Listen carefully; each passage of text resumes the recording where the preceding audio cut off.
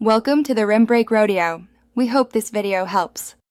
In this video, I will explain how to use PayPal Invoice for commission. To begin, log into your PayPal account and navigate to the Send and Request tab, then select Create Invoice.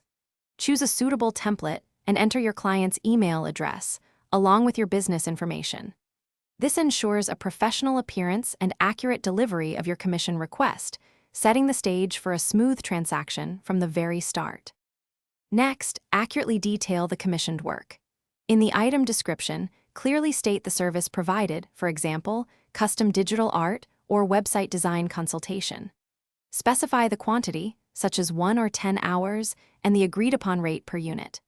PayPal will automatically calculate the total. Remember to add any relevant taxes or discounts, ensuring the final amount reflects the agreed-upon commission fee precisely. Now, establish clear payment terms. Set a due date, perhaps 14 days from the invoice date, and specify accepted payment methods.